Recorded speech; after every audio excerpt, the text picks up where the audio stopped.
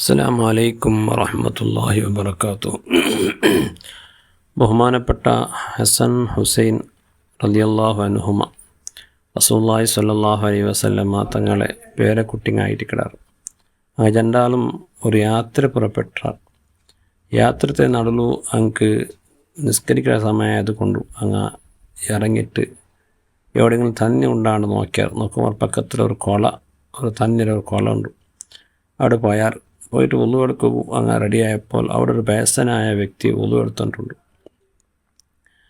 അയാൾ ഉളു എടുക്കുന്നത് കണ്ടപ്പോൾ എനിക്കൊരു എന്തോ ഒരു മർക്കം ഉണ്ടായിട്ട്, കാരണം അയാൾ ഉളു എടുക്കുക പോകുന്നില്ല.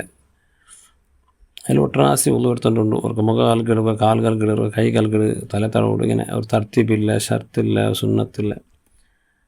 അങ്ങനെ ഈ വയസ്സനായ വ്യക്തിക്ക് ഉളു എടുക്കുക പോകുന്നില്ലാണ്ട് ഈ രണ്ടാൾക്ക് പോകുന്നതായിട്ട്. അപ്പോൾ അയാളോട്ട് പോയിട്ട് നിങ്ങൾക്ക് ഉളു എടുക്കുക പോകുന്നില്ല, നിങ്ങൾ ഉളു എടുക്കരുത്, ഇങ്ങനെ ഉളു എടുക്കണോ ചെന്നിട്ട് ചൊല്ലുക നല്ലാവില്ല. ചില ഒരു ഹിരിയ വ്യക്തിയല്ലേ, നിങ്ങൾ എപ്പോഴും അയാളെ എനിക്കൊരു ഇലുമില്ലാണ്ട് ഒരു അവമാനമൊക്കെ തീരല്ലേ.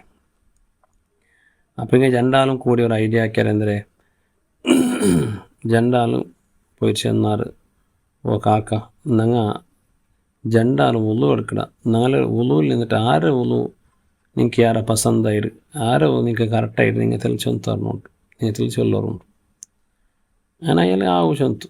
അങ്ങനെ ഹസൻ റളിയല്ലാഹു അൻഹു ഉളു എടുത്തിട്ട് ഹുസൈൻ റളിയല്ലാഹു അൻഹു ഉളു എടുത്തിട്ട് പരിപൂർണമായ ഉളു എടുത്തിട്ട് രണ്ടാല് ഉളു ഒരു അള്ളിപ്പുള്ളി വ്യത്യാസമില്ല, ഒരേപോലത്തെ ഉളു ആയിട്ടുണ്ട്.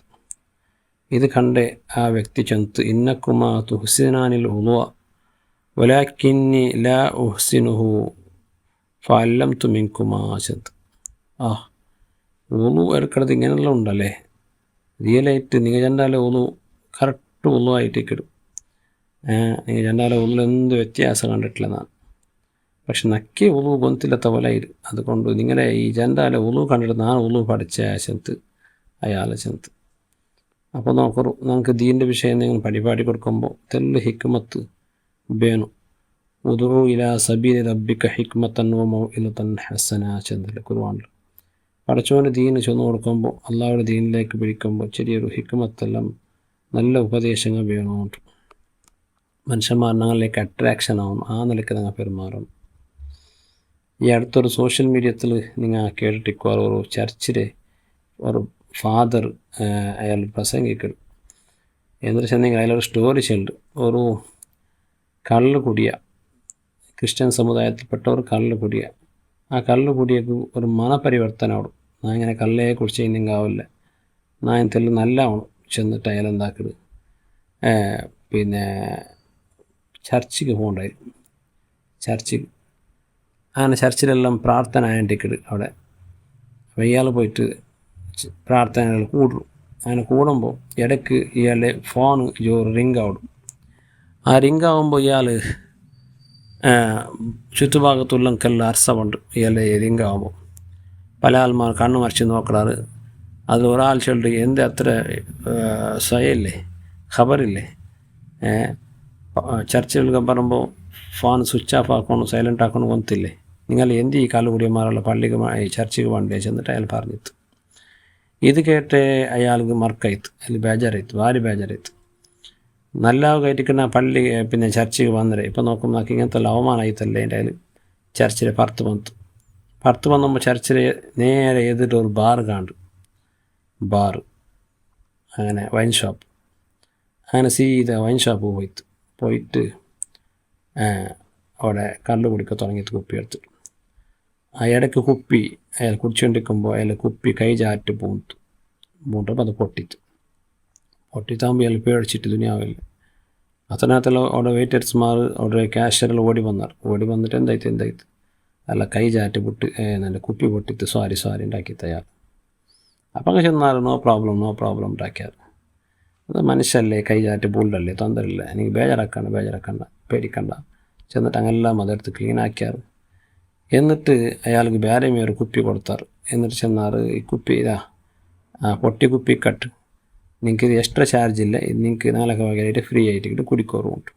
അതാണ് ഇയാൾ വലിയ കൊസിയായിട്ട്.